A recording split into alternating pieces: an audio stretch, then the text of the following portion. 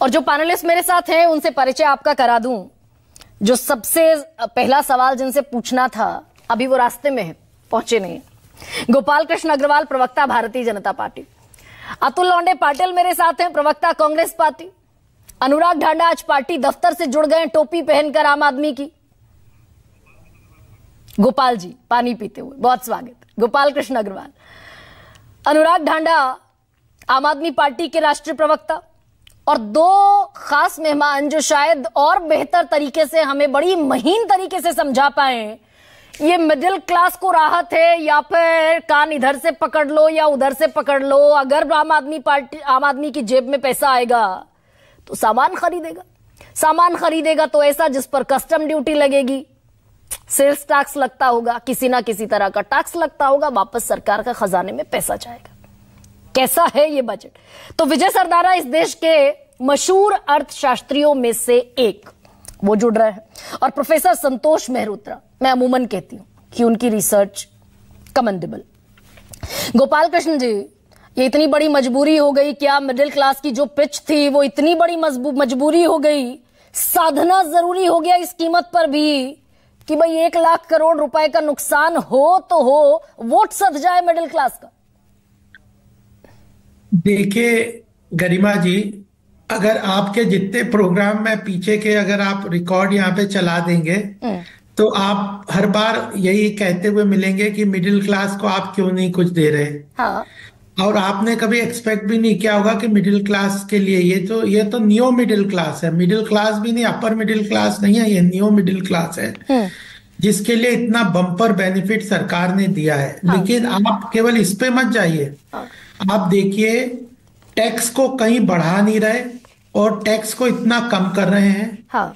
मैं तो आर्थिक विषय को बहुत अच्छी तरह समझता हूं। आप यह भी देखिए, विजय सरदाना जी और आपको संतोष मेहरोत्रा जी बताएंगे कि फिस्कल डेफिसिट का टारगेट भी 4.4% का रखा हुआ है। सर रखा है, लेकिन वो जो 2015 में 4.1 था फिस्कल डेफिसिट, वो 2024 में 5.8 पर है। 2000 और जो टारगेट था इसमें जो टारगेट था कि 4.89 का हमने रखा था, उसको 4.8 रिवाइज टारगेट किया हुआ है। फिस्कल टारगेट ही है सर, अभी अचीवमेंट में तो बड़ा लंबा वक्त है। पिछले साल की टारगेट था। आप मोदी हमारी सरकार का एक एक टारगेट मैच कर लीजिए, हर टारगेट को सरकार ने पूरा किया है। चाहे वो शौचालय बनाने का टारगेट हो, जनधन अकाउंट खोलने का टारगेट हो, उसको क्रॉस करके, चाहे आयुष्मान भारत के अंदर हेल्थ बेनिफिट कार्ड देने की बात हो, प्रधानमंत्री आवास योजना है, तो टारगेट अचीव रखना और उसको अचीव करना हमारा बहुत अच्छा एक मापदंड होता है। लेकिन आप मेरी पूरी बात सुनिए, तब आपको उसकी ब्यूटी समझ में आएगी। नहीं बिल्कुल कह लीजिए, मैं सवाल लेकिन एक बार फिर दोहरा दूं कि भाई good economics is bad politics. तो 1 लाख करोड़ रुपए का घाटा हो तो हो, लेकिन मिडिल क्लास साधना बड़ी मजबूरी हो गया क्या गोपाल? इसको ना घाटा नहीं कहते, टैक्स रेवेन्यू फोरगॉन कहते हैं। आप इसको टेक्निकल शब्दों में ही समझिए कि टैक्स रेवेन्यू फोरगॉन का मतलब है घाटा नहीं है, सरकार ने टैक्स कम कलेक्ट किया है।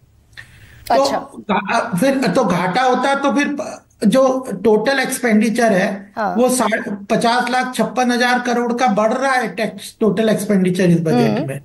तो इसका मतलब आप और फिस्कल डेफिसिट हम 4.4% कर रहे हैं, टैक्स बढ़ा नहीं रहे, टैक्स कम कर रहे हैं। तो अल्टीमेटली कितना स्ट्रांगली कंप्लायंस के हिसाब से, कितना ज्यादा एफिशिएंसी इन डिलीवरी मैकेनिज्म के माध्यम से, कितना जीडीपी ग्रोथ के टारगेट के माध्यम से सरकार टोटल इकोनॉमी को स्ट्रांगली तेजी से ग्रो करके, उसके ऊपर ये पॉलिसी है, ये विजन है, ये आइडियोलॉजी है कि लो टैक्स रिजीम में जाके हायर कंप्लायंस के साथ हिसाब करके सरकार काम कर रही है और फिस्कल डेफिसिट भी कंट्रोल। लेकिन इसका बहुत बड़ा तंबू खींच दिया क्या गोपाल कृष्ण अग्रवाल?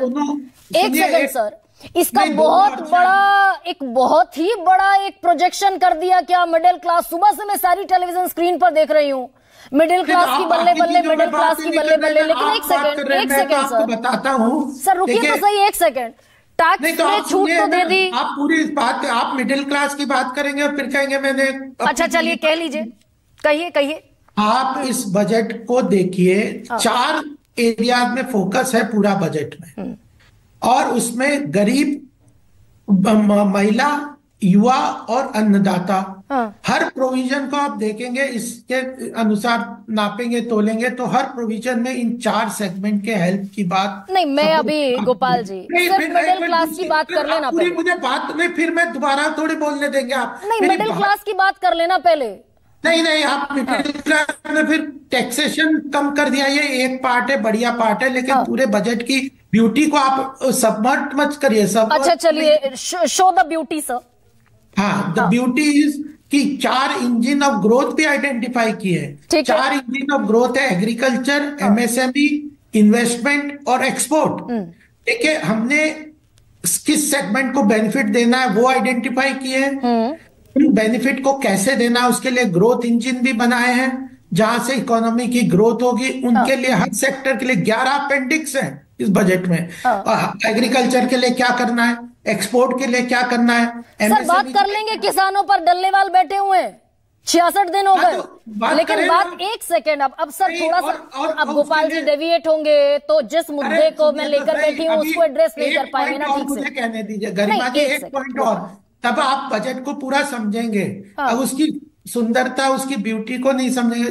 6 सरकार ने अपने लिए डोमेन टास्क भी आइडेंटिफाई किए हैं, जिनके माध्यम से ये जो इंजन ऑफ ग्रोथ है इसको ग्राउंड लेवल पे इंप्लीमेंट करेंगे। वो है टैक्सेशन में रिफॉर्म करना है, माइनिंग में रिफॉर्म करना है, पावर में रिफॉर्म करना है, रेगुलेटरी सेक्टर में रिफॉर्म करना है, फाइनेंशियल सेक्टर में रिफॉर्म करना है और अर्बन डेवलपमेंट में करना है। तो सरकार ने किनको बेनिफिट देना है, किस माध्यम से ग्रोथ की इंजन इकोनॉमी को ग्रो करना है, उसके लिए सरकार को क्या करना है, बिल्कुल क्लियर कट रोड मैप है। और अच्छा ठीक है, अब आपने शुरुआत की थी गोपाल कृष्ण अग्रवाल। लास्ट बात और सुन लीजिए। अरे सर कैसे चलेगा? कभी ये क्लेम नहीं करते कि इस बजट के बाद हमारे सारे चैलेंज और सारी चुनौतियां खत्म हो गई, हमारा फेट अकम्प्लिश हो गया, अब हम आराम से बैठेंगे। हम तो मतलब आपने मुझे आर्मलेस कर दिया ना।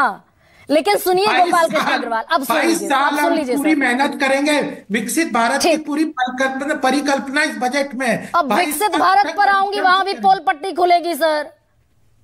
6.3 से 6.8 की ग्रोथ रेट है। विकसित भारत के लिए अगले 2 दशकों तक चाहिए 8% की ग्रोथ रेट। उस पर नहीं आती हूं, लेकिन सुनिए ना, मिडिल क्लास पर थोड़ा सा रहते हैं और मिडिल क्लास पर बात करते हैं। आपने कहा बल्ले बल्ले हो गई मिडिल क्लास की, इसको मान लू ना सर, फाइनल स्टेटमेंट, टैक्स में छूट और मिडिल क्लास खुश। न्यू मिडिल क्लास बल्ले बल्ले और मिडिल क्लास बल्ले बल्ले। अच्छा ठीक है, वो मिडिल क्लास में एक आंकड़ा आपके सामने रख दूं जो कल निर्मला सीतारमण ने रखा कि भाई ये समझ ले देश की जनता, टैक्स में छूट मिली 30,000 50,000 की। वो मिडिल क्लास खड़ा कहां है गोपाल जी? 2019 से 2024 तक 5 साल में तनख्वाह बढ़ी 5% की दर से, महंगाई बढ़ी 5 से 6% की दर से। और तनख्वाह अगर महंगाई दर के बराबर या उससे कम हो तनख्वाह वृद्धि, तो परचेजिंग पावर आम आदमी की नहीं बढ़ती। इन्फ्लेशन 5 से नीचे रहा है, 5 से 6%। सर कल निर्मला सीतारमण ने इकोनॉमिक सर्वे में बताया 5 से 6% का महंगाई दर। नहीं, तो परचेजिंग पावर है ही नहीं मिडिल क्लास के पास। कभी कभी हो गया था, अदरवाइज वो 5 से नीचे अभी भी 4 पॉइंट समथिंग है महंगाई दर। और जो असेंशियल आइटम्स है, जीएसटी के अंतर्गत हमने असेंशियल आइटम्स में 5% और 0% की टैक्स लगाई है, जो कि एवरेज में 20 से 25% होती थी। तो जीएसटी के अंतर्गत हम लोगों ने आम जनता के लिए बड़ी राहत दी है। और उसके कारण जो टैक्स है, चाहे टोटल ज्यादा भी हो, लेकिन इन आइटम्स में, असेंशियल आइटम्स में काफी कम टैक्स है। सर 5 साल में तनख्वाह बढ़ी नहीं, नौकरी पेशा आदमी की 5% के हिसाब से तनख्वाह बढ़ी, 5 से 6% के हिसाब से महंगाई बढ़ गई, परचेजिंग पावर आम आदमी के पास, मिडिल क्लास के पास है नहीं। तो ये ऊंट के मुंह में जीरा हुआ क्या गोपाल कृष्ण अग्रवाल? नहीं, देखिए आप स्ट्रक्चरल प्रॉब्लम्स को सारे, अगर जो 77 साल हमारी स्वतंत्रता को हो गए, सारे स्ट्रक्चरल प्रॉब्लम को हमारे 11 साल के ऊपर थोप दोगे तो नहीं होगा। हाँ। स्ट्रक्चरल प्रॉब्लम्स पहले से चले आ रहे हैं, एम्प्लॉयमेंट को लेके कॉम्प्लिकेटेड जो लीगल स्ट्रक्चर्स हैं हाँ। उनको लेके हम लोग काम कर रहे हैं। सर मैं 5 साल का डेटा बता रही हूँ गोपाल जी, मैं पिछला डेटा बता ही नहीं रही हूँ भाई। 5 साल में ग्रोथ हुई सैलरी में 5%, महंगाई में ग्रोथ हुई 5 से 6%, परचेजिंग पावर बढ़ी कितनी 0%। ये आम आदमी की हालत है ना, ऐसी बात नहीं है। जिस तरह से लेबर पार्टिसिपेशन फोर्स डेटा है, लेबर पार्टिसिपेशन जो डेटा है वो बताता है कि लेबर का पार्टिसिपेशन बढ़ा है, विमेन का बहुत ज्यादा बढ़ा है, उसमें विमेन पार्टिसिपेशन बढ़ा है। और इस बार हमने आगे भी टारगेट रखे हैं। हाँ। अगर हमने सारे काम अभी खत्म कर दिए होते तो हमारी जरूरत क्या थी। हाँ। सारे काम तो खत्म नहीं हुए ना, अभी तो हम 22 साल और काम करने वाले हैं। नहीं, अब बजट जिसको मिडिल क्लास की बल्ले बल्ले कह रहे हैं गोपाल जी, देखना पड़ेगा कि कंपनियां प्रॉफिट बढ़ाएंगी 17%। और ये आप ही का डेटा है, कल का बिल्कुल रिसेंट डेटा है जो निर्मला सीतारमण ने रखा। से आपको क्या दिक्कत है? कंपनियों का प्रॉफिट बढ़ेगा, वो कर्मचारियों का प्रॉफिट नहीं बढ़ाएंगी, अपना प्रॉफिट बढ़ा लेंगी, कर्मचारियों को देने के नाम पर नीलबटे सन्नाटा और कॉस्ट कटिंग।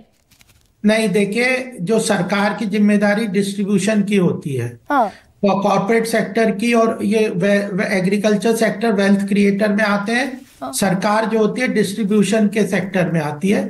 तो इसीलिए हम लोग जिन सेक्टर्स को डिस्ट्रीब्यूशन में प्रॉब्लम है उन सेक्टर को खास ख्याल करके डायरेक्ट बेनिफिट ट्रांसफर के माध्यम से उनकी अपलिफ्टमेंट की बात करते हैं। इसीलिए जब आप कह रहे हैं मिडिल क्लास एक ही स्वीप में बता रहे हैं, तो मैंने कहा उसमें भी 2 है। न्यू मिडिल क्लास जो 25 करोड़ लोगों को हमने गरीबी की रेखा से ऊपर निकाला है, वो न्यू मिडिल क्लास के अंतर्गत है। और इसमें 12,75,000 तक की अगर सैलरी एम्प्लॉय है उसको 0 टैक्स इसलिए रखा है। लेकिन अगर 12,75,000 से ऊपर सैलरी होती है तो आप स्लैब में चले जाते हैं। इसलिए भी रखा है क्या गोपाल जी कि भाई 85% of Indian population is earning less than 12 lakh, तो 12 लाख से कम कमाती है। 75% को खुश कर दिया, बल्ले बल्ले, दिल्ली का भी पिच अपना और बिहार का भी पिच अपना।